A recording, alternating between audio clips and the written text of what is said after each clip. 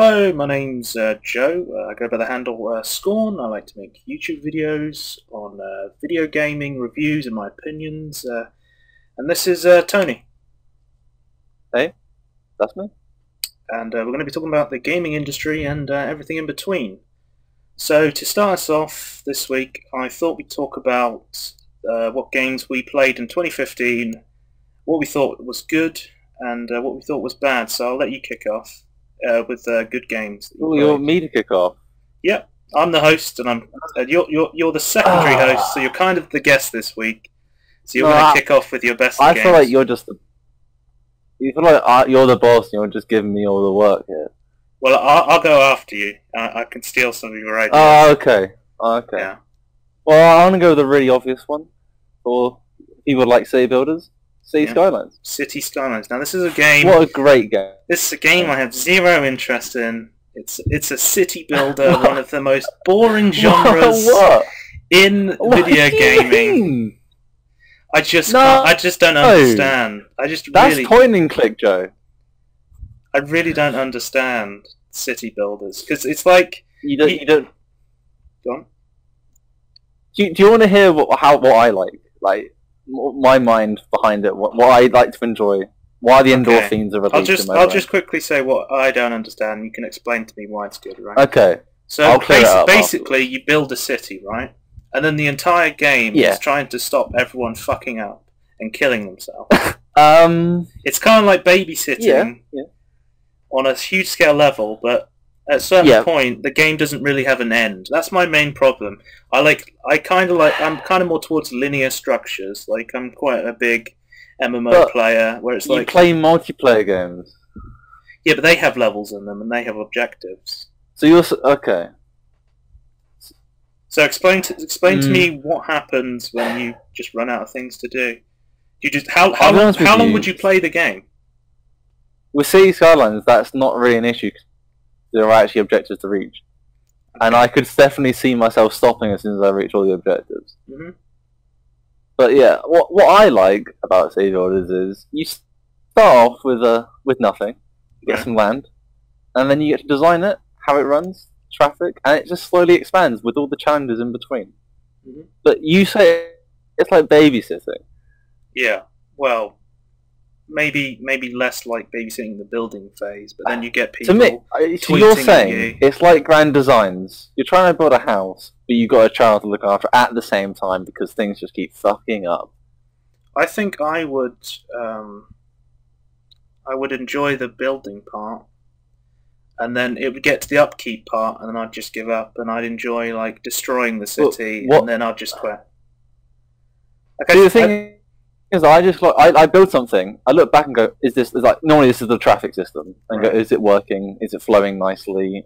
Is everyone happy? Is anything needed? You're just trying to balance all the bars out on the bottom, telling you what needs they want.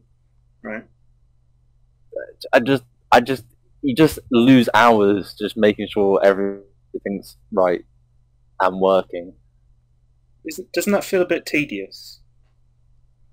No, because it's always different. Because I can kind of understand. Like babysitting, it's always different. Because I'm one of the people recently, actually, in 2015, I got back into World of Warcraft. And all that game is a massive grind fest. Like, I resubscribed for a month. Isn't that tedious? Yeah, that's what I'm saying. This is why I can kind of understand why you enjoy the grind. But I think... I don't find it tedious, though, because it's always different. I think it's more of a structured It scales grind. upwards, and then when it gets... Yeah. It is structured, but the curve is up to you in a way, like how fast you want to expand. In the wild grind, you're working towards different things. In the wild grind, you're working towards an end goal, sort of. You're kind of like, okay, yeah, but you're I not want this mount. You're just going to more raids. I'm working towards a mount. I'm going to grind these dailies for like a month, and then I get the mount, and then you get rewarded, and then you go off and you grind something else. I don't play games for rewards. I don't care about achievements. I don't care about anything. I just like having fun. I understand, you need a reward. Some of my favourite games are RPGs, and I really like any game that has a leveling system. And we're going to be talking about this later with the new Bethesda style RPG system with the new the perk system. Yeah, it's still leveling up though, isn't it? Yeah, because when I play those more games, modern way of doing it, I feel like I'm achieving something by getting a level, by getting more powerful. Yeah. And in a game where you don't have levels and stuff, I find I don't actually enjoy it as much. It's like every month at a job, you level up, you get your money, and you can spend the way you want to make yourself better. A level up, yeah. What happened? What happened, Joe? Are you okay? They leveled up. I read on Kotaku it's better than Civ 5 with the Brave New World expansion pack. Oh, what? City Skylines? Yeah, City Skylines. It's like Kotaku's right. It's like Skyrim with guns and all that bullshit journalism. In one case, both IGN and Kotaku are correct. I was actually reading an interesting article recently, which I haven't written down in our notes, but I'll bring it up now, off the cuff. I'm sorry, it can't be on our agenda. But it's not on the notes, Joe. I'm going off the fucking rails like Thomas the Tank Engine on cocaine. Right. On the Tank Engine? Yeah. But basically, it says that reviews have got harsher and harsher, actually. Whereas, when these sort of Skyrim games and stuff came out, IGN was given like 10 out of 10s. Reviews over time have actually become harsher and harsher. And people are giving lower reviews now, and I think it's come to a point where... Wait, would you... I wouldn't say, like, in general, I just think, like, that in the genre. So, like, say, like, a new genre comes, I don't know how that would happen, but someone does this new fantastic game, gets really high reviews. Let's, for example, say it's parkour in Assassin's Creed. Mm-hmm. And then more games come along with more parkour, and more parkour. 5 years down the line, and they get lower score, even though they got a really high score because of it 5 years ago. As we make more and more games in a genre, it becomes mechanics less innovative and becomes more tedious, and that's why we're getting lower scores. Yeah, it becomes what we're used to. We expect it to be good. You're saying Assassin's Creed games are getting slated because they're releasing the same game over and over again every year. Yes. Okay, I can understand that as well. But I think it's just mechanics that's the problem. Are we? Do you have anything else to say about City Skylines? Well, I mean, how many hours have you put into the game? I want to say I played it offline as well, so I'll say like 200 hours. 200? No, that's quite a lot, actually. Yeah.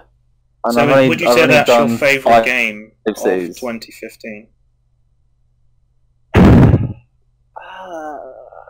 You don't have to rank them. Favourite release game? Okay. In 2015. Any other games? What, that are my favourite, or...? 2015. I thought you were going next, mate. No, I was going to let you say all yours first, then I'd go. Okay.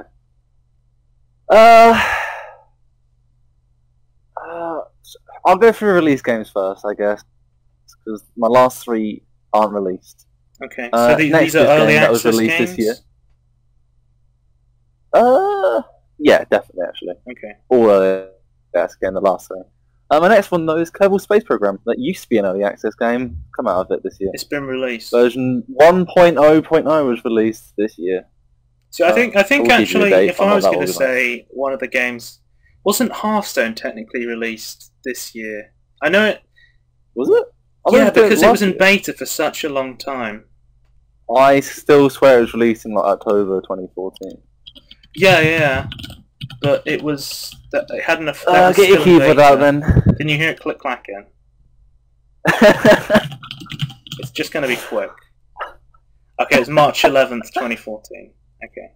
But I think I was playing it in 2013, so when people say, Hearthstone was a game of the year for like 2014, it was really confuses me, because you have those sort of games that go into beta for so long, and these early access games that are like, I wouldn't say Kerbal Space Program is technically a, well, I don't want to get into schematics, but I don't think it came out this year. It's been out for a while, but officially released in 2015, and it's a game you played in 2015. Version 1.0. To be fair, they actually, to get in towards version 1.0, they did have to release like a campaign, like a tech tree.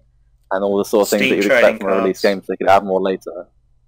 I don't know. You don't know. Has that? I don't so if it's early access, it's going to have Steam trading cards. I don't own it on Steam, Joe. You don't own it on Steam? I don't have it. What do you use, GOG or something?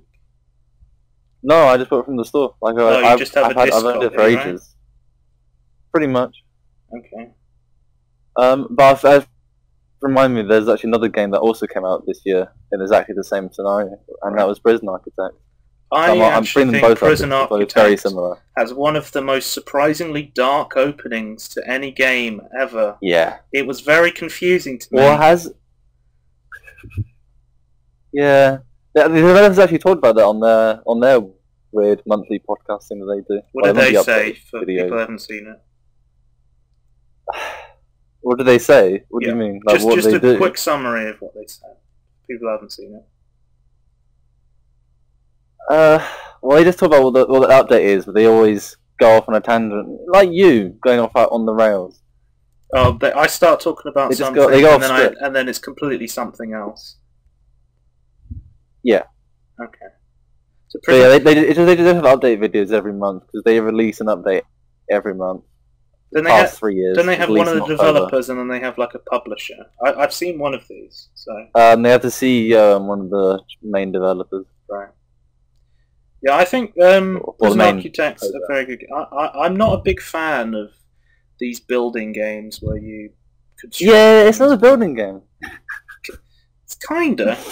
I just like building. You just like building. Yeah. I found the system. To build a rocket.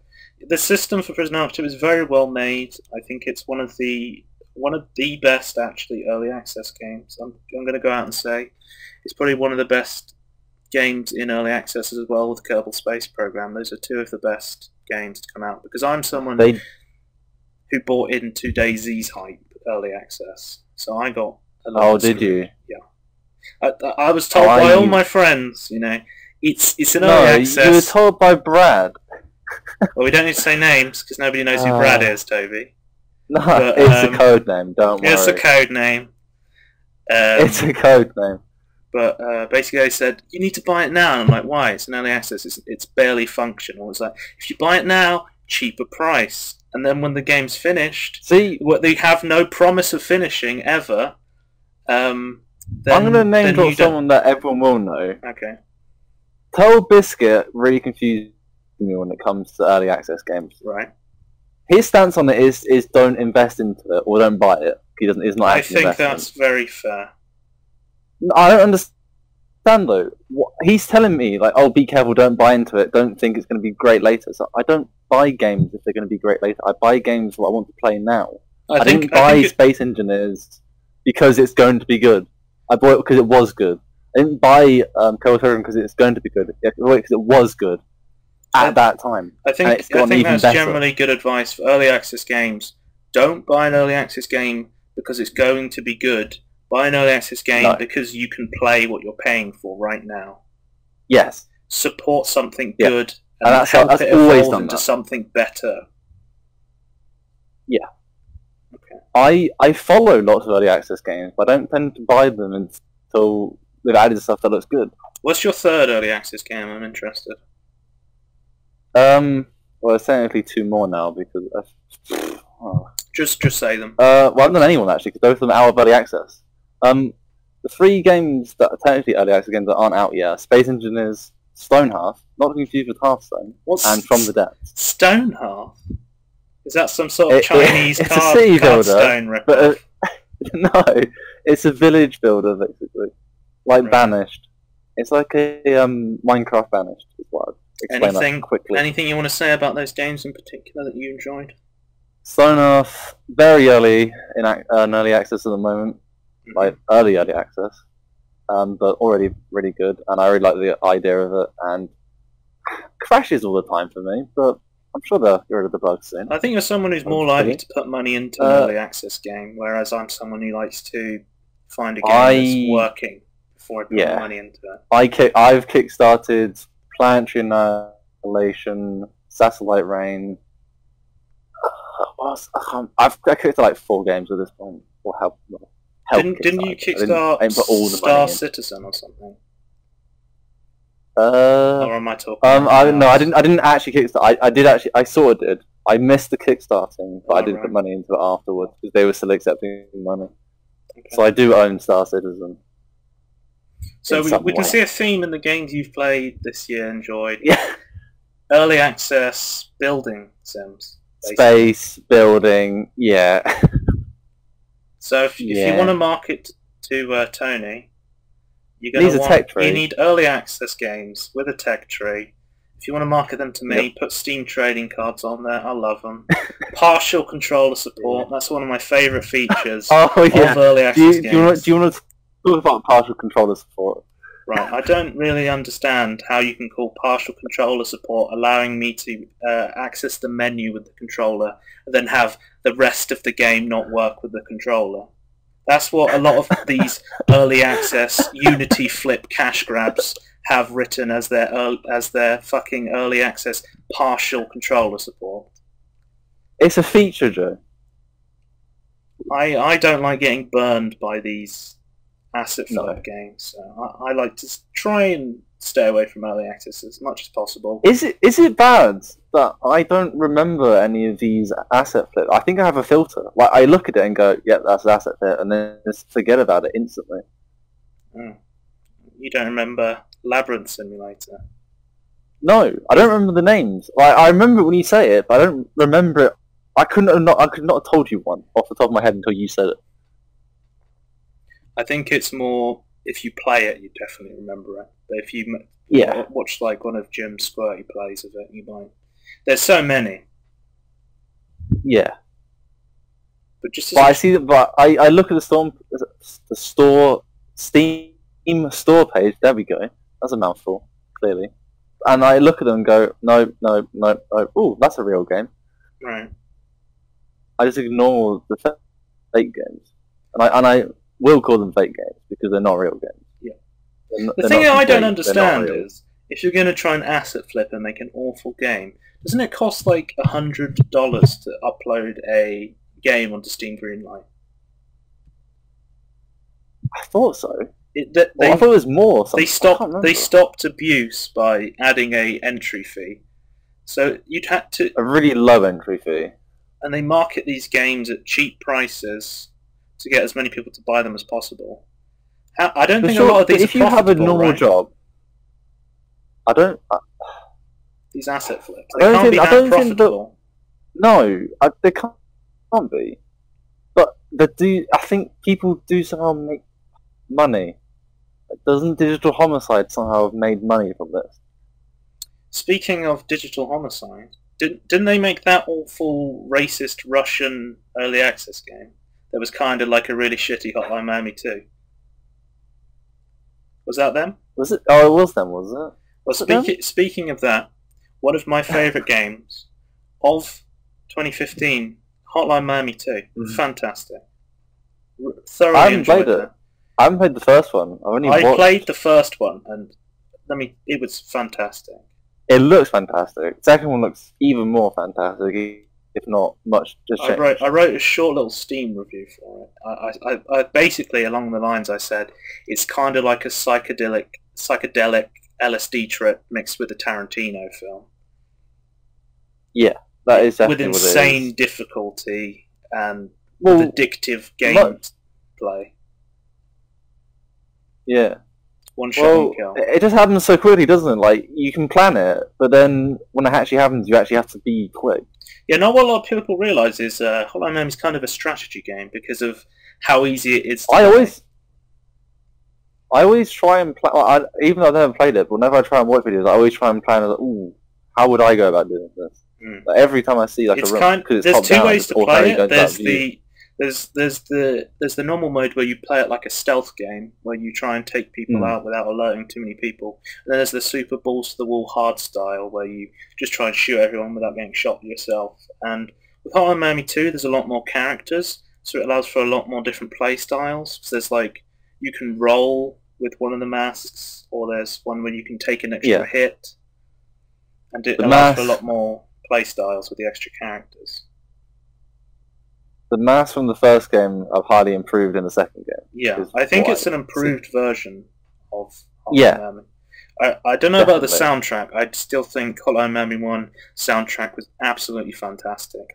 I instantly bought that. I think it's a really great soundtrack. It's a great soundtrack. If I was comparing the two, I'd really have to go in depth into that. Okay. I think they're both really good. Yeah. That's kind of the gameplay I like. It's almost like this roguelite sort of gameplay where you instantly died. I would categorize Hotline Miami as a roguelike game almost. Almost. Without, I didn't say roguelike. I was say that you've forgone. Yeah, you've forgone one of the playstyles though. You start out sneaking, you alert someone, then you go balls to the walls by accident. You fuck up. Yeah, that's what I see everyone else doing. Isn't that the popular strat? Well, usually if you do that, you die, and then you have to go back to the old strat. Do it again. So another game I enjoyed in 2015 that I didn't think was going to be as big as a hit as it was, Rocket League. Rocket League. You haven't played Rocket League, have you, Toby? No. But I know that you've probably seen some videos about this. You've seen people playing it, right? I've seen one video on it, and I really don't get it. I don't understand. You don't understand. See, I didn't understand. I don't understand the appeal. Now, I'll let you into some insider... You play it? Of course you do. I'll let you into some insider information. Okay. I actually signed up to the Rocket League beta. Right. And at this time I had no idea what it was, but they was just advertised on Reddit or somewhere, just said Rocket League. Well, it doesn't sound like football. It was basically, it's like football with cars, and I looked at it and I was like... But the name doesn't sound like that though. I just looked at it and I actually got the beta on my account, and I was going to install it and play it, but I never got round to it because I thought, I don't think it's going to be that good. I don't think it's going to be that big. And it turns out to be one of the biggest hits of 2015. So that's one of the examples of me having a look at a game and going, this is going to be shit, and then just absolutely going off. Because I've also done this with Minecraft. When did this get released? It got released in 2015 sometime. I don't I don't know when though, because was it mid? It was in the middle. It was in the middle. In the middle. So basically, what happened with Minecraft? July. Was I actually was in the very early alpha, and my friend got me into it. This was before, like, on multiplayer, you couldn't even do you could only do creative mode. You couldn't even do online survival. And I was on there building stuff. I played it for a little bit. This was just you destroy a block. Yeah, you all had like admin mode. Yeah. But basically, I played on that for a little bit. I had some fun, but then I was like, it's like my friend said, this game is going to be huge. It's going to be really big, and I was just like, no, this is going to be shit. No one's going to play this game. It is awful. So I'm 0 for 2 on these so far. I've said Minecraft's not going to do anything, and I've said that Rocket League was going to be wasn't even worth my time. Can I suggest maybe you're 0 for 3? Because you thought DayZ might be big. So you're counting things I've been wrong about, as in things that haven't been as big as I thought they were going to be. Yeah. I'm 0 for 3, so maybe the next time something comes out, I might change my tune. Yeah. Do you want a special feature next time? Is this early access game going to be big or not? Yeah. Okay. Next time we'll find an early access game, and I'll say whether it's going to be big or not, and we'll keep score of my hits and misses. I'm 0 for 3 so far. Yeah. Now, I want to talk about Rocket League. Get the streak rate back up. Toby, I want to talk about Rocket League for a little bit, because I know you don't understand this, and I know there's a lot of people out there that won't understand. Yeah, no, I just want you to talk about it for a bit. I want to try and get in the mind of someone who actually likes the game. Because I don't like sport. And I know a lot of people have gone out there and they've said, this is a football game. It is not a sports game only. It has a lot of sport elements, but it has a lot of features that can allow you to enjoy the game. It's actually deceptively competitive, even though it's deceptively competitive. There's some very core features. Is it sort of like I don't want to like insult her anyway, but is it like sort of like a MOBA cross with the sports? It's game? Kind of like a MOBA. It has the element when you if you come into it and you learn it and you start playing, and MOBAs have a very different learning curve. Let's just say Rocket League has a very good upwards ramp learning curve, but League and Dota, they have a very one that starts at the top, goes down a bit, and then goes up massively. Basically, once you've learned the game of Rocket League, you go, okay, this is right, and then you come into the different mechanics. You learn the different things about the game. You learn aerial shots. You learn like being able to move your car in the air, being able to predict where the ball's going to go, and you learn all these different little niche things that really improve the game and make it. You didn't realise before, but it's actually really competitive. Like I was playing this and I thought, I'm someone who watches a lot of esports. I watch like CS:GO, League, and Hearthstone, and I thought this could actually be an esport. It has the potential. Is it not? Yeah. I think they are doing some matches in MLG, but it really hasn't picked up as of yet. Okay. I would like the developers to support it. I would like to see some spectator mode. How is spectator? There's no spectator mode at the moment. So. At all? No, so you can't watch a match unless... At the moment, you can save replays. Yeah. So you couldn't cast it with something live unless you brought people into a studio and recorded it live. You'd have to do a LAN sort of tournament. You couldn't do an online one. Yeah. Which I think is something that might... You just have to almost like just screen capture in a way. Yeah. But I think this game has something special about it. I think you have to sit down. Now, there's a lot of games out there that can really capture you in a way that keeps you, that makes you want to keep coming back.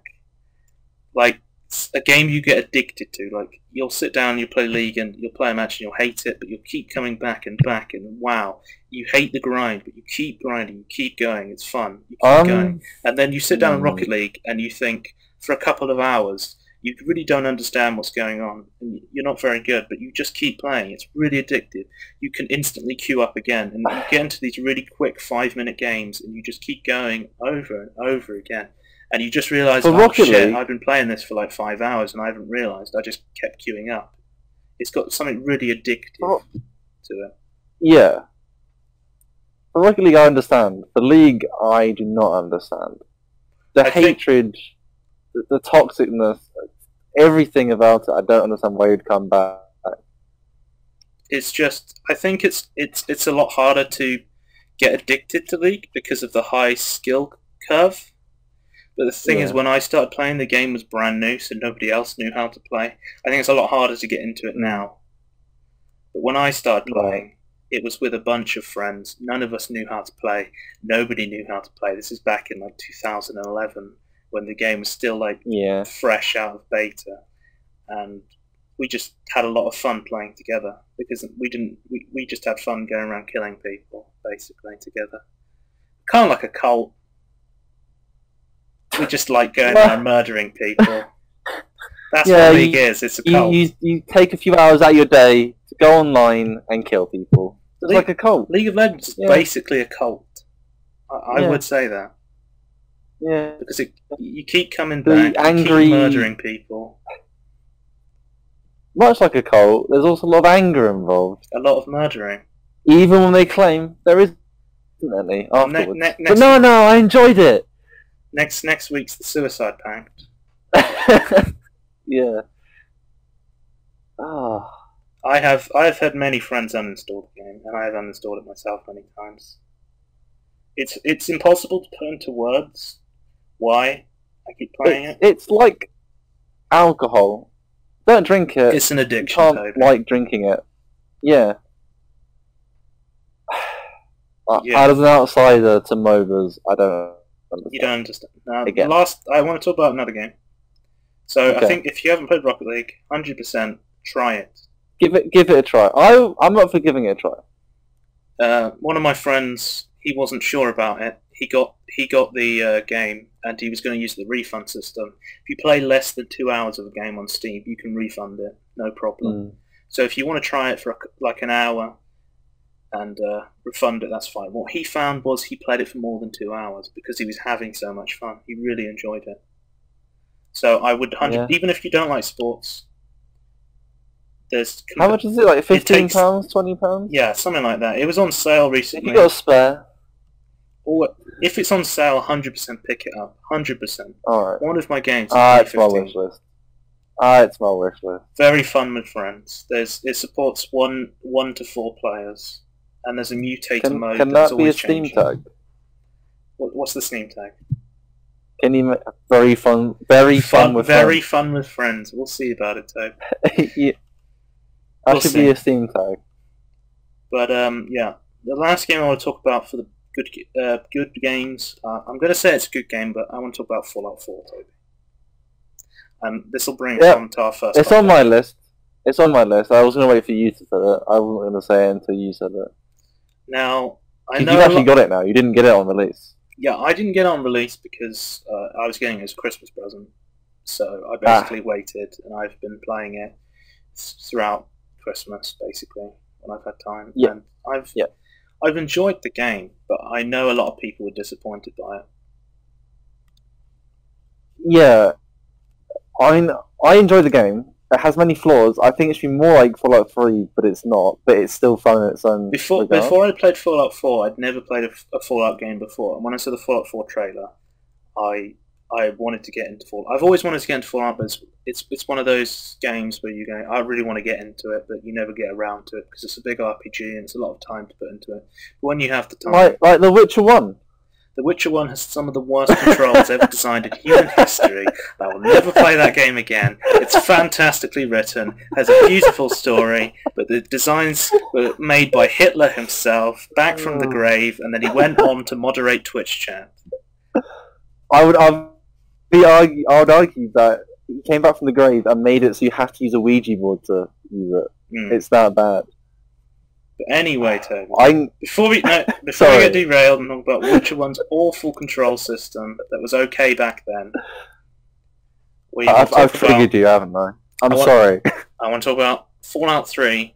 This is the first game where we saw the perk system added, because this wasn't made by Bethesda and their team. This was made by another company. You mean the original? Sorry. Or do you mean... Fallout 3 was made by another company. Yeah, okay. That's what I'm saying. And they, instead of using the original system in like Morrowind or the other games, they used this new perk system, which was maybe closer to like an action RPG, and leveling up didn't make you stronger.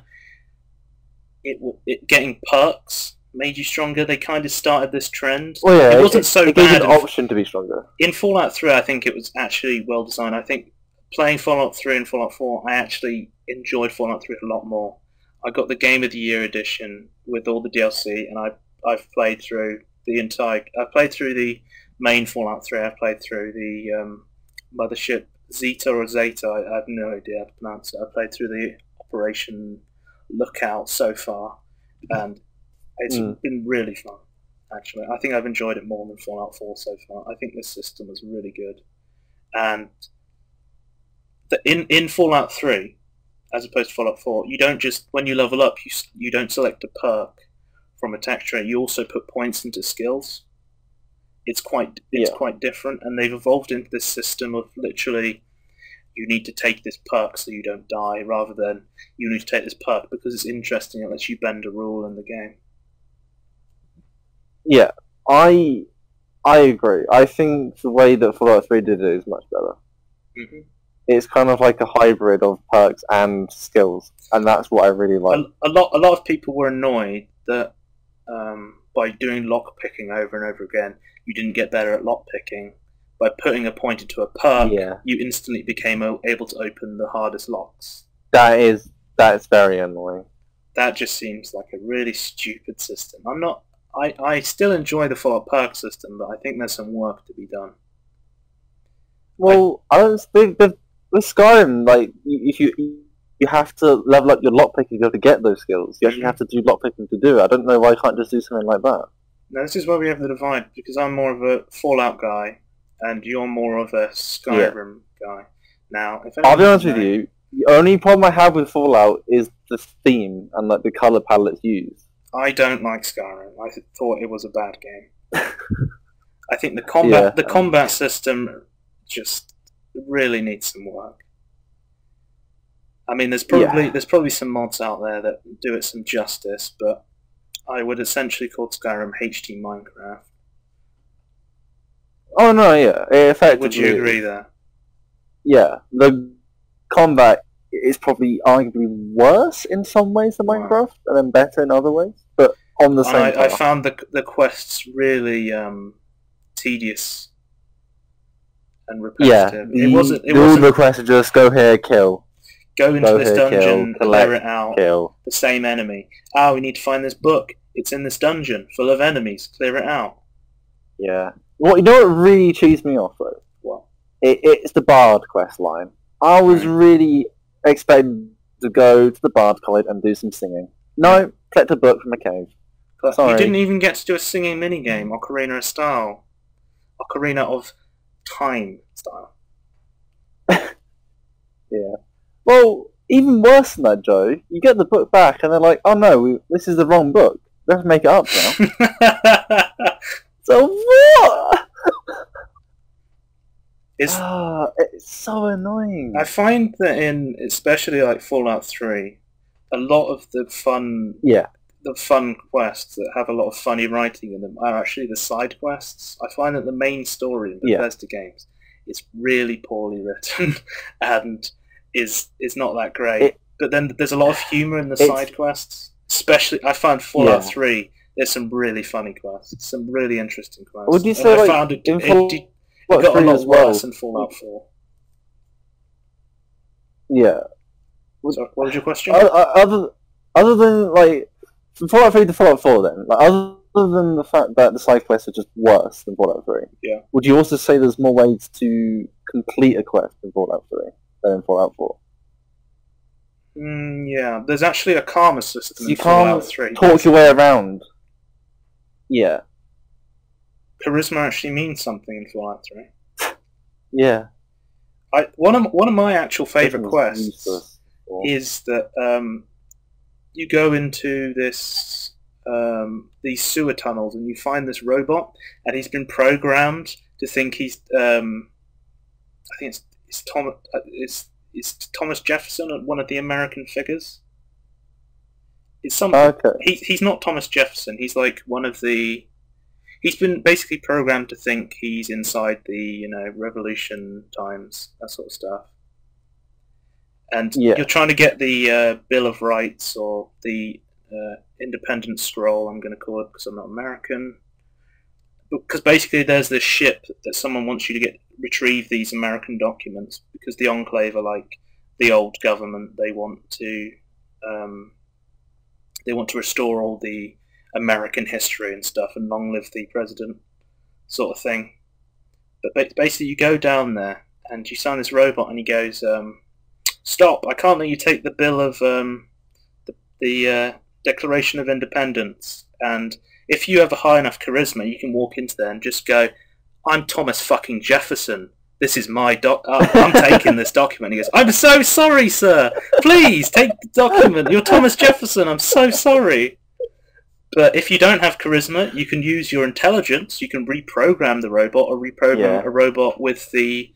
You can put Thomas Jefferson's likeness into a robot, and then get him to convince it that way. And then if you don't have those two options, you can just go and make a fake document and replace it using ink in the library. So there's like 3 different ways to complete that quest that are all completely different. Depending on how you level yourself. And actually have really funny outcomes and results. And that was one of my favourite side quests. And I find that in Fallout 4, you're kind of just stuck to one path. There's not that much options. You're more stuck on just putting perks into toughness and so you don't die, sort of thing. Can I make an analogy? Right. Here? Go ahead. In Oblivion, I'll be honest with you, I haven't actually played Oblivion that much. Okay. But people like Oblivion because the quests in Oblivion, it's not like Skyrim where you just go to this cave, kill some people, retrieve something, bring it back. There's actually it's a lot more varied. Interesting, and there's a story. And then when you go to Skyrim, it's just why I just explained. Then same from Fallout 3 to Fallout 4. I think this is the main problem. Something's happened in between, like after Oblivion. Well, I know why I liked Oblivion. It's because of Patrick Stewart, but you know. Oh yeah. Obviously, Fallout 3 has Liam Neeson, big name. So, you know, what they really need to do instead of reprogram the game, get more named actors. Yeah, that's the answer. That's the answer. Get Ian McKellen to be like a big character. Fucking Gandalf. Yeah. He could be a wizard. In the Skyrim 2. Skyrim 2, the new game. Elder Scrolls 6, Skyrim 2. Yeah. So while we're on the topic of Bethesda, you've played Elder Scrolls Online. I haven't touched this. I think it looks terrible. I hate Skyrim. What's the leveling up perk system in that? More traditional, actually. Go ahead.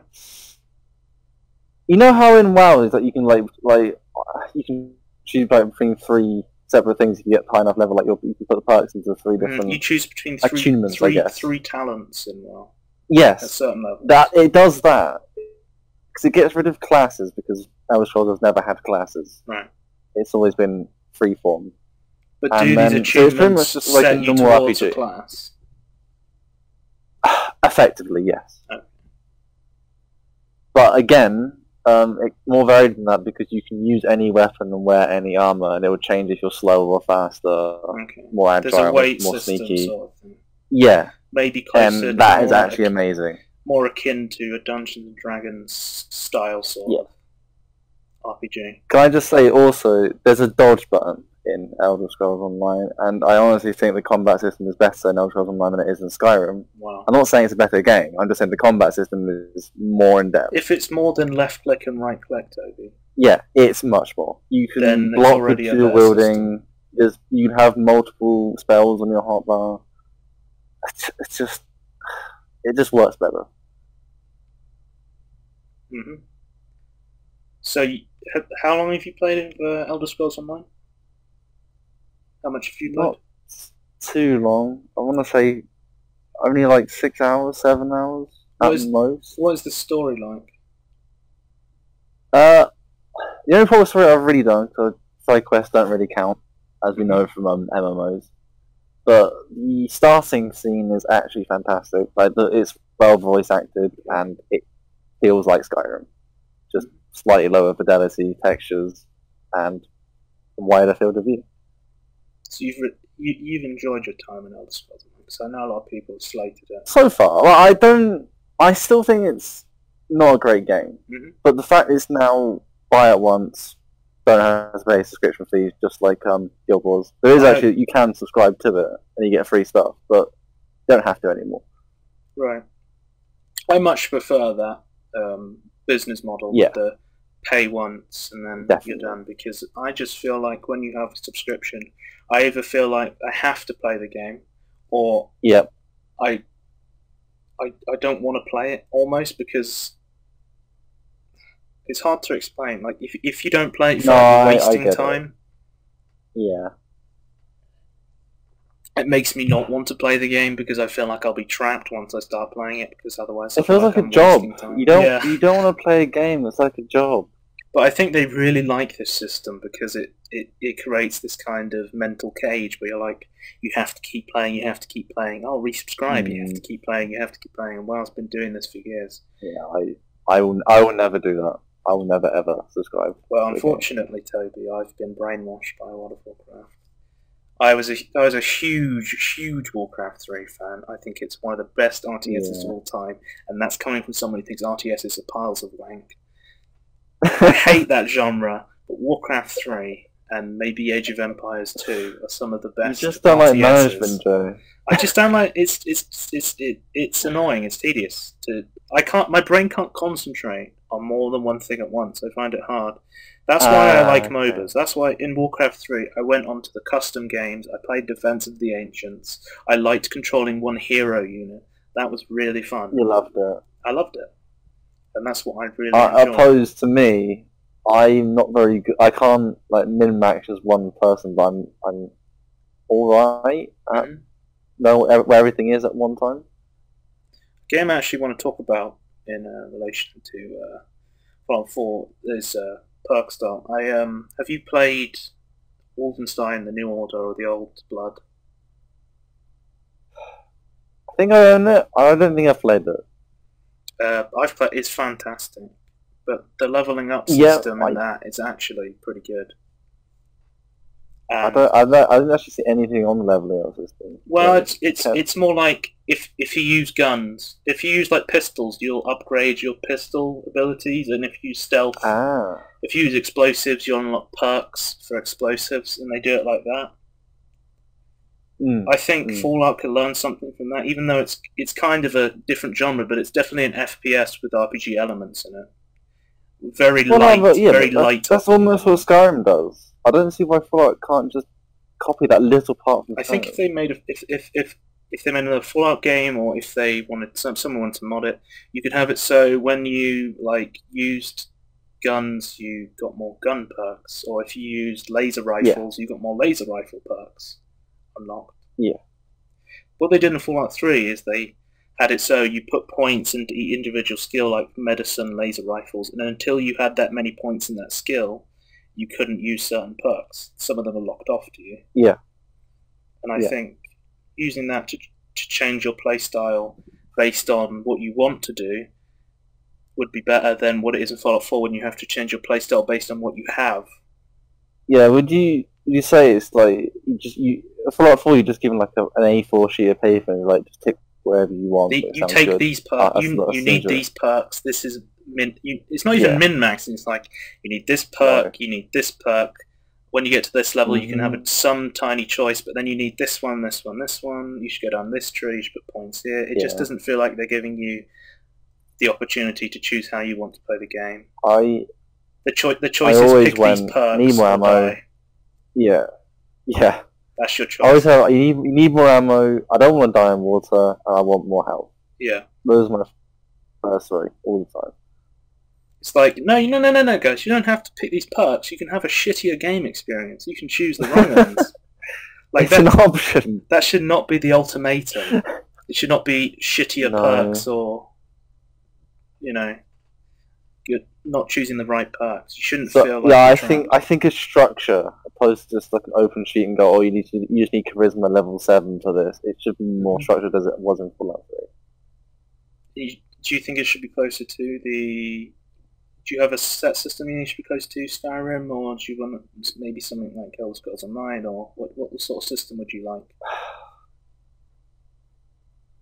I think I have to play more of Elder Scrolls Online to make it in person, but I don't see why you couldn't just combine Fallout 3 and Skyrim together. So I don't know if you actually looked at the perk trees in Skyrim, Joe. I know you got to the end boss of Jarl Balgruuf himself. I killed the dragon, Toby. I beat the game. That was the end dragon, the first one. Yeah. I installed the Kill Children's mod and killed the child who told me to kiss his boots. So here to kiss my father's boot. No, but I'll kill you. Kill Children mod for Fallout and Oblivion is a must have. Already exists. Because in all Bethesda games, children's are little shits. Absolutely. Anyway, as I was saying, in the perk system for Skyrim, like it's exactly what you just said for like Wolfenstein and New Order. I like that. You can use a two-handed sword.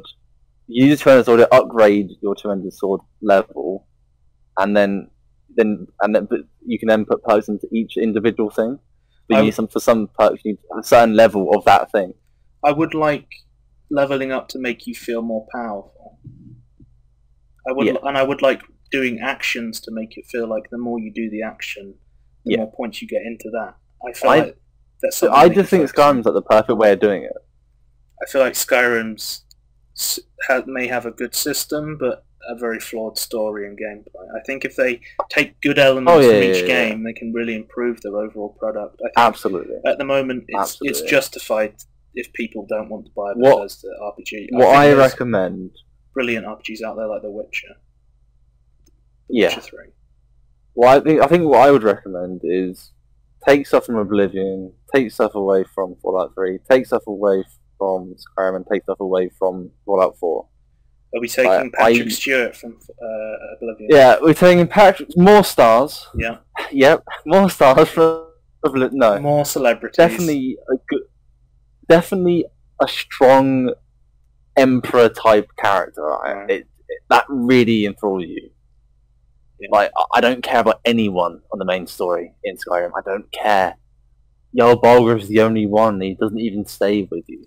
I think if you're going to do a Fallout story, it shouldn't be a ultimatum at the end. I think there should be an overarching story, because the Fallout 3 story wasn't. It was kind of just like leading up to nothing, and then there was an ultimatum, and that was the end of the game. I think you really need to have an overarching story that's quite more interesting than chasing after your dad or chasing up. It's basically the same story.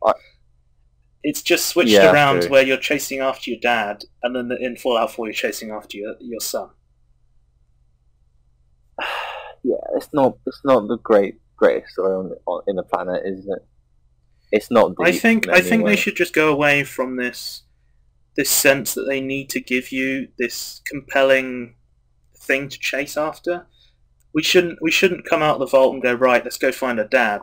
We should come out of the vault and we should go, right, let's go explore. Let's go find out what's in the wasteland.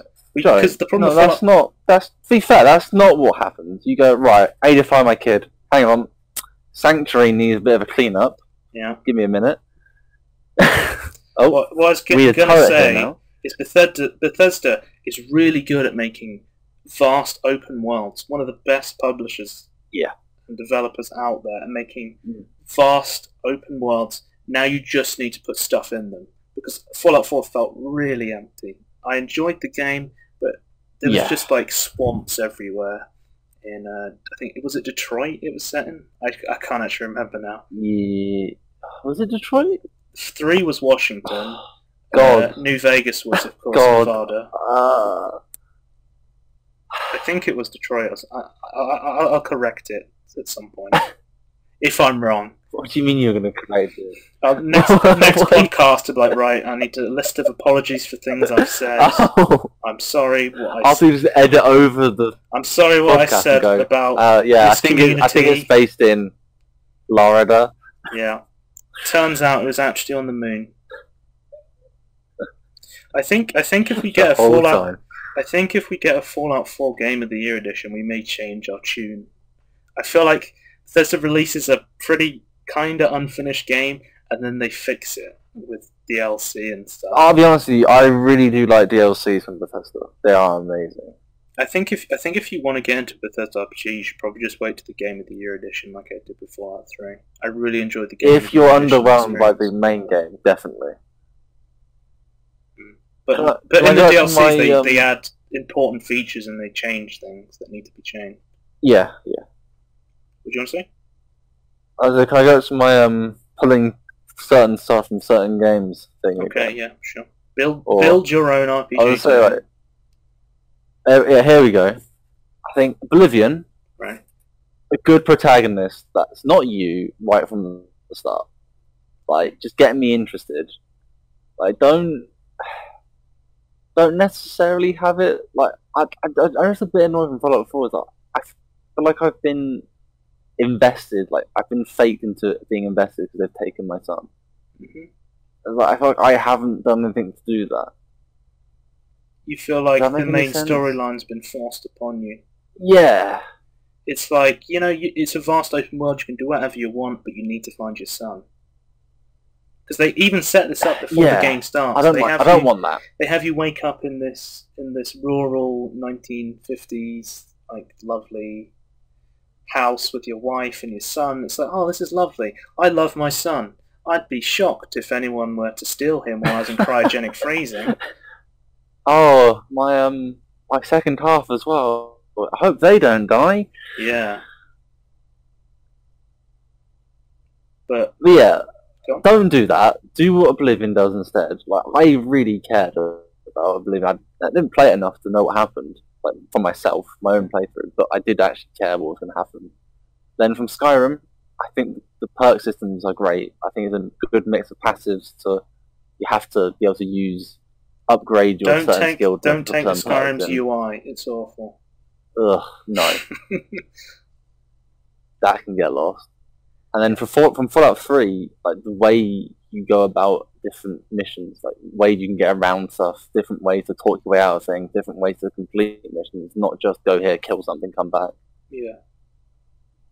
And then from Fallout 4, obviously I really like settlement building, and I like that in Skyrim as well. I got into a little bit, but I felt the top-down version. Right. Yeah, I felt I was very limited by the fact that I had to walk around and place things. Yeah, it's just hard. But you can't place things as you move around. They should have just had a flying camera. Because I think it's trying to be like, oh yeah, you have to survive and you have to build this with your own hands. But it's like, I'm not literally spawning this entire electrical display out of my fucking ass. I should be able to go into down the top mode and just plan it all out and build it. Maybe if you couldn't spawn the things immediately, you can just make a plan and then you go away and like a base. Then you have to put resources into it. Yeah. Your settlers build it up for you while you're away doing your adventures, because you don't SimCity style. Yeah, you don't want the settlements to be something the players dump all of their time into. You want to focus on the vast, expansive world. I feel like the settlements were made to distract the player from there wasn't anything in the world. Yeah, it should be like a bonus to have as well as. Yeah. Because obviously raiders come and attack your stuff, but you can grow more resources. Mm-hmm. That's like the balancing act there. Yeah. So you have to protect it more, but you can get more resources, and there's more people to help you. But yeah, they've put too much time into it. Too much. They made it so you have to put too much time into it. Yeah, I think we said all we want to say about the Fallout 4 perk system and how that's developed. But there's another thing I want to talk about before we end, and that's some Twitch drama that's going on. So we'll talk about everything that encompasses around gaming, and Twitch is like a massive part of the gaming culture, whether it be just a casual Twitch stream watching someone play a game, or if some massive esports events. You can even stream talk shows, which I know a lot of people have their podcasts on Twitch, streaming it live, which we haven't got round to yet because we're just trying this out. You can do art. You can stream yourself painting and stuff. You can stream music. I've seen... Anyone in particular? No? No particular artist you want to shout out? There is one, but I can't remember his name for the life of me. Maybe my boy Bob. That's Bob Ross. Ooh, what does he do? He's a very famous painter on Twitch. He actually started streaming not that long ago, live from Twitch. Yeah. But another one is music, and I will shout out Piano Improv Man. This guy is amazing. He fucking kills it. He's like retired and he's 60, and he just comes on Twitch, and he gets people to request songs, and he plays them on his keyboard and his piano, and he improvises every song he does on the fly. And it is if you think the internet can get you down, there's some really lovely things that will come out of this, because it just brings a smile to my face to see the internet doing such a nice thing for this old man. He's just playing some piano tracks, and he gets a couple of hundred people. They come in, they donate. He has subscribers. They come in, they talk to him and say hello. I think it's just lovely. But what I wanted to talk about, because I know you're someone who doesn't actually watch Twitch. No. I think you'd be more... I only watch it with people. I think you'd be more into Twitch if you had a more stable internet connection. I think that's one of the things, but not the main one. That is a problem, yeah. But not the main one. You're someone who likes to watch a pre-made recorded YouTube video. You'd watch a I like editing, and I like watching it on my time. I prefer a very... a experience I don't have to... I'm trying to think what I want to say. A less interactive experience, in a way. I know that sounds weird because with Twitch you have a lot of interaction with the speech, but I don't have to interact with the video. I don't have to click on a video, click on the next part. I can literally put it on and forget about it, and it can be on for hours and hours. It's more, it's kind of close to like Netflix, where you just put it on and auto plays. Yeah, it's a very relaxed experience. You don't really have to interact with that much, but there is also this high level of interaction as well. So it's kind of like this mix match of these two conflicting ideas where people... As much as I want to say that the Twitch chat is just like a load of nonsense, but it honestly is intriguing to be involved in. I think there's a key difference between a big stream where you have 20,000 people all spamming, and the only way you can get your message across is to get enough people to copy and paste it with a bunch of emotes. And then there's some really small streams, like Piano Improv Man, he gets about 100 people watching him, and you can read his chat, you know, he talks to people. Yeah. The smaller streams, you get higher chat interaction. With bigger streams, you get higher... You get a more higher quality experience. These people have been doing it for years. Over Christmas, I obviously watched the Yogscat streams, and they normally only let their subscribers talk. And they have I know Total Biscuit has this, where he has sub-only mode. Now, I know there's a lot of people don't like sub-only mode, because a lot of people watching Twitch aren't subs. They're people who spend most of the day sitting at home without any money, and they just want to see someone play a game. Because there's three categories of streamers on Twitch. There's someone you watch because they have a really good personality, and you'd watch them play pretty much anything. Yeah. There's someone who has really good gameplay. You can watch really good professional esports players. Someone who's really good at like League or something. And there's the third category, which is cam girl. Someone who's got tits. Male tits. I would like to point out to anyone who needs a cam girl is that you can literally just type in boobs into Google Images, or not even images. You're saying you don't understand. No. Girl streamers on Twitch. There's a whole section of the internet for this. But what the thing is, though, you don't have that sort of interaction that you do with like looking at girls in videos. You can actually, especially like a smaller streamer, you can talk to them and you feel connected to people, and people really do actually generally feel this connection. You get people who get moderated on their channel, they have conversations, they learn about their lives, they can talk to them off stream. I'm for one someone who doesn't really care about that. I'm a pleb who likes spamming.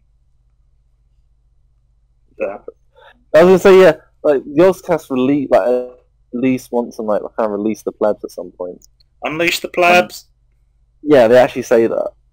Yeah. And I mean, I think if you have a sub only chat, I think you should kind of do that if you want the interaction. I know recently I was watching Trump's stream, and he was notoriously someone who had a sub only chat, but he has it on non-subscriber mode, and he was talking about this on stream. He said, I prefer streaming with sub chat, but I know people prefer it if I don't have sub chat. So he was kind of conflicted, because he likes reading sub chat, and he likes people asking him questions and talking to them, but he knows people also want to be able to say stuff, say anything, get their questions through without subscribing and stuff, and having a different sort arguably though, why not do both? Like the Ozcast do, like some section of it do sub only, you could, and the other half release them. He said there's almost a stigma he's got because of sub chat, and he's felt pressured into. He doesn't want to be known as the guy who always has sub chat on. That's what he said basically. This is Trump the Hearthstone streamer, not the politician, for anyone who's listening. No, it's the same guy, mate. It's the same guy. He started out with a small loan of $1 million. I would kill to have a loan of $1 million. Small loan. No, I wouldn't actually, but I still want to have $1 million. So what I want to talk about, I wasn't just introducing Toby to Twitch live on. No, it says drama here. So recently there's been a lot of drama. So do you want me to go over the drama first? Can you expand the drama bullet point I have on my list there. It just says drama. Okay, so I'll talk about... So basically, one of the dramas is that one of the streamers from the Hearthstone section is called Massan, and there's been accusations.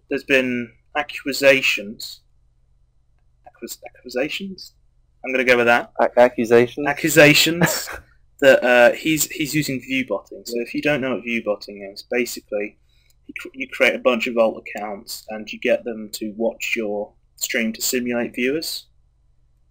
And he's been elevated above a lot of streamers because of these. People have been saying he's view botting.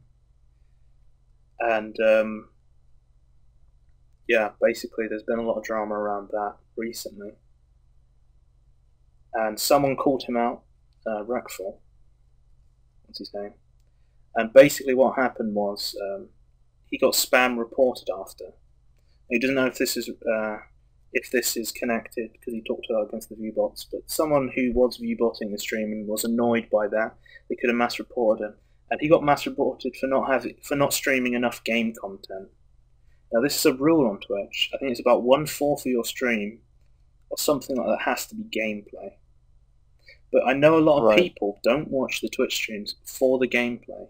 They actually watch them because of the personalities. They would watch these people stream themselves, cooking or doing something else. Why is there even a rule for this? Why does it have to be enforced? Because it's a gaming streaming website. It's not YouTube where you can upload anything. I don't care what Twitch wanted it to be. I actually don't give a damn what the company who runs it wants it to be. That's not what they're there for. Yeah. Just let them do what they want. Like, make sure no one's stealing people's money or false advertising or manipulating people. Fine.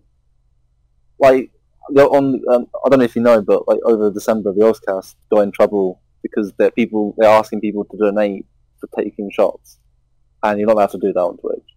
Yeah, there's quite a few rules about which I'm fine with that.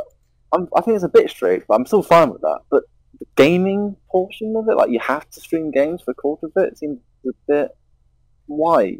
Well, why do you need to enforce that? It is a gaming streaming website, but I do agree I think they should be a bit more lax about what you can stream. Yeah. As long as it's not copyrighted, you're not doing anything illegal, it should be fine. No.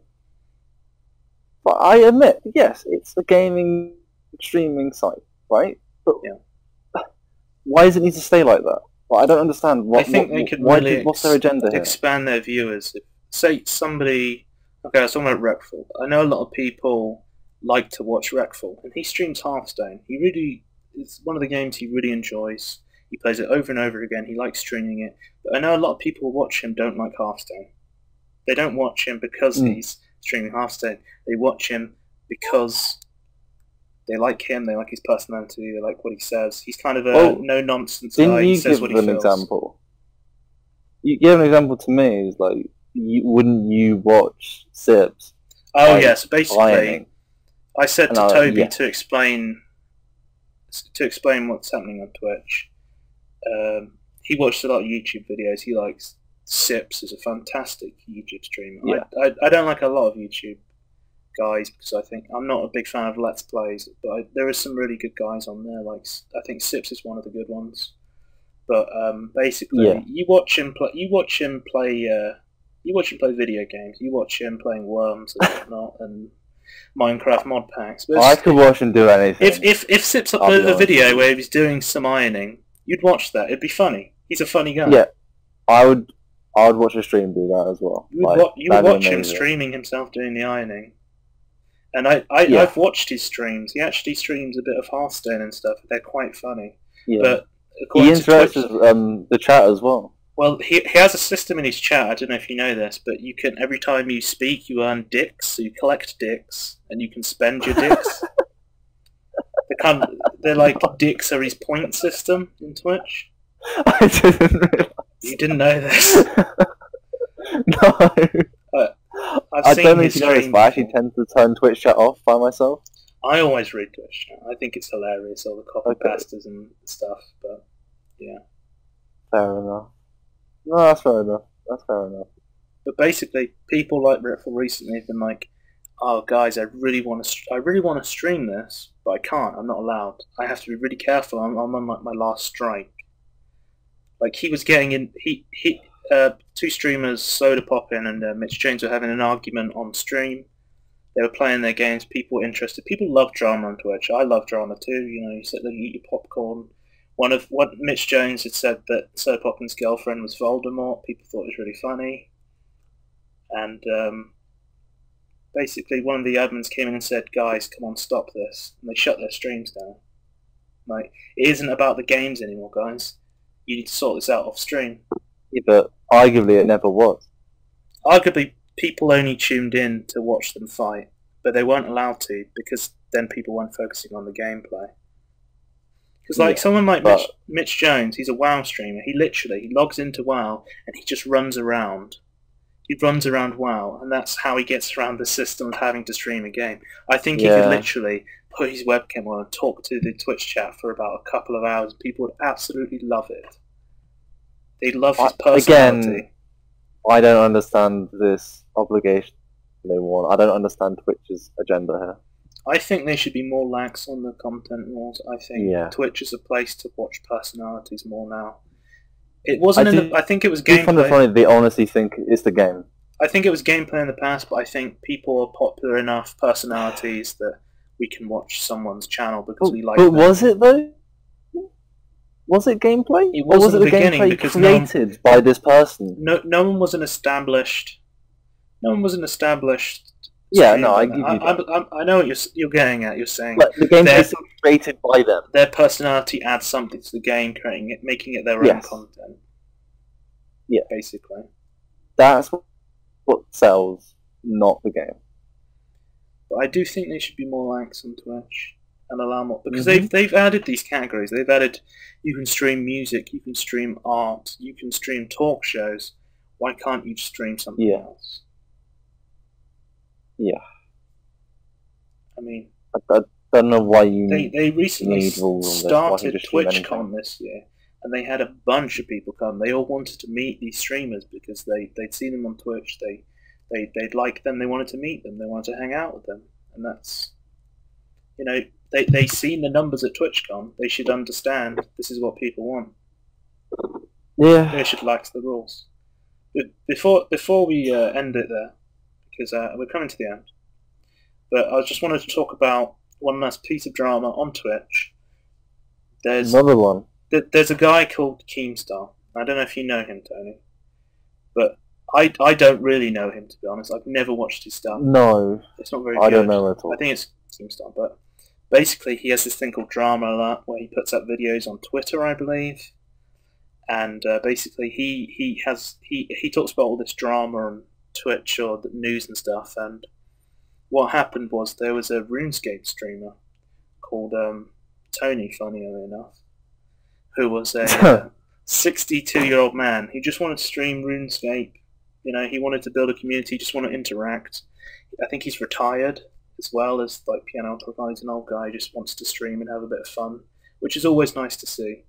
But Keemstar sends out a drama alert. This guy is a paedophile. He's been to prison. He's come out of prison and now he's streaming on Twitch. And people went into his channel and they were just saying, kill yourself. They were absolutely abusing this. Twitch chat can be really mean if they think someone's done something wrong. There's a lot of witch hunting in Twitch, which is why we shouldn't ever take witch hunting and lynch mob. Yeah, we should never take these. We should never take what people say to be absolute fact. We should always fact check this stuff. If someone says this guy has done this, you really need to find out about it. You can't just go in there and attack this guy and then basically what happened was he hadn't have done this. The guy that had committed these crimes was still in jail, and these people physically made this old man who just wanted to stream RuneScape cry because they were so mean to him. And there was a Reddit video about this, about what Keemstar had done. And basically, all he did was he was like, "Oh yeah, someone fucked up. It's not my fault." How did he find out? He has researchers apparently who look at news stories, and they found a picture. They found a picture that he looked like Tony, so they put 2 and 2 together. They went, well, this guy kind of looks like this guy. Let's just say this is the same guy.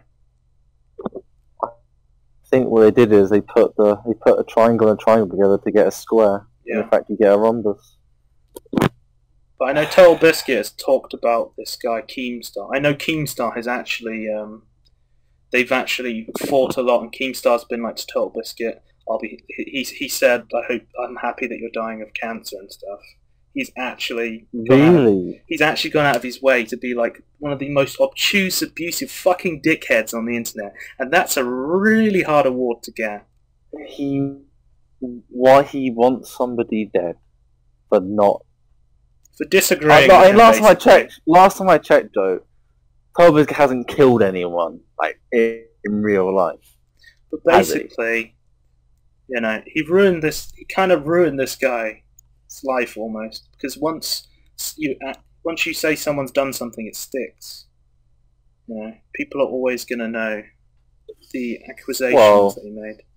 With the stupid people, yeah. But basically what happened was he got called out, and you know, the video was made, and everyone went into Tony's channel, and they were like, "We love you, Tony." You know, they all went in there, and he still streams. Like, he couldn't go to sleep because he couldn't get to sleep because he was so upset. And people went in there, and they were just supported him, and they were like, "Yahoo! We love Tony."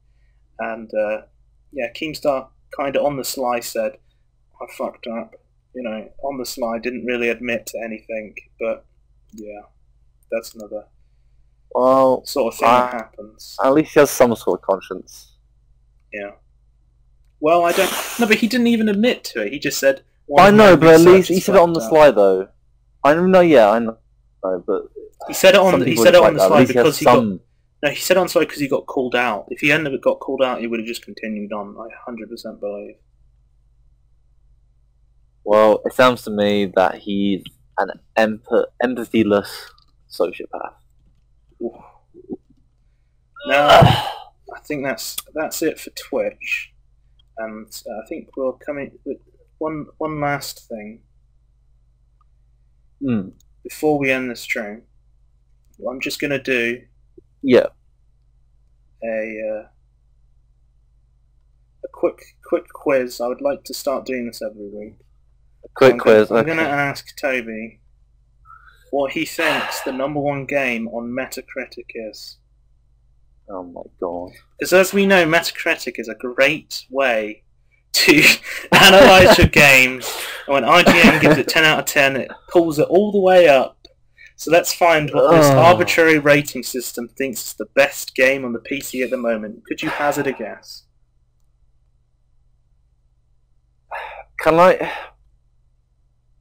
Can you what? Hang on. I'm just going to go through that. So, it's going to be a AAA game, isn't it? Because that's how these things work. Well, we'll see. And it's going to be a genre that everyone plays. It's like open world, first person RPG. Okay. It's not going to be anything else, is it? Toby, take your guess.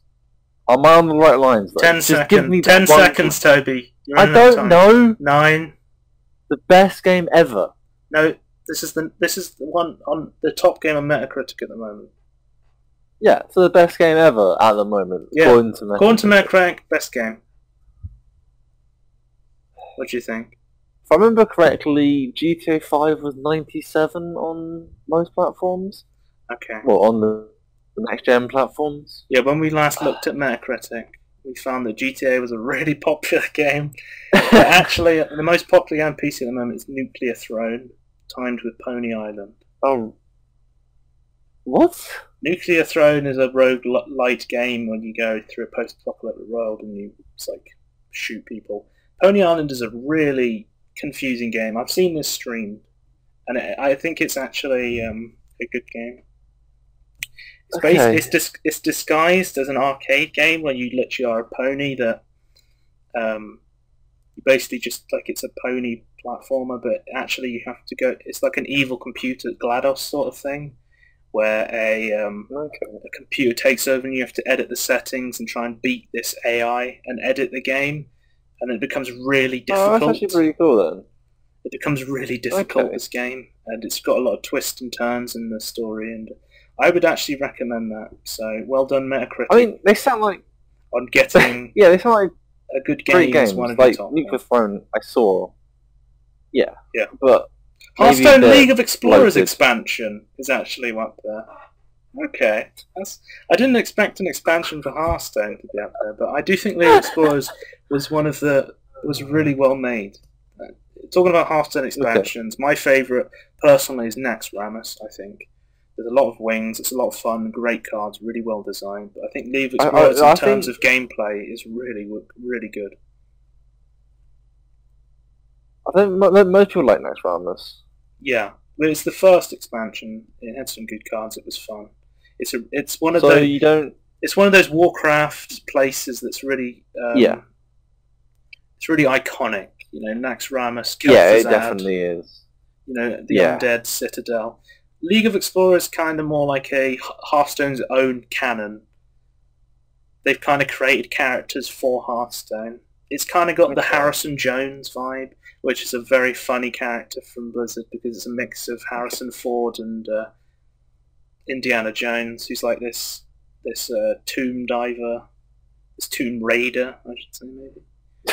But yeah, I was say he's literally choosing to go against Tomb Raider, so he went for Tomb Diver. Tomb Diver. That should be the new game. Instead of just calling it Tomb Raider again, just put Tomb Diver.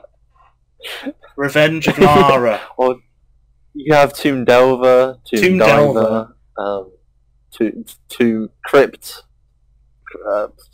But Toby, before we get to our Sacrilege, we need to end the show here because we need to end at some point. So before it's true. Before you go, is there any plugs you'd like to give? No, I'm okay this time round. Okay, well, I'm gonna say my name. I've had the unknown at this point. If you want to contact Tony, you can contact him through me. I am Joe Brace. I go by the handle Scorn. You can reach me on Twitter at Scorn2000. I have the YouTube channel Scorn2000. I have a Scorn Facebook page if you want to contact me or watch any more of my stuff. It's all there. This will be uploaded. My content will be uploaded there, and there'll be links to podcasts and stuff. So, yeah, this has been our first podcast, and that's it. All right, well done. Goodbye. Bye.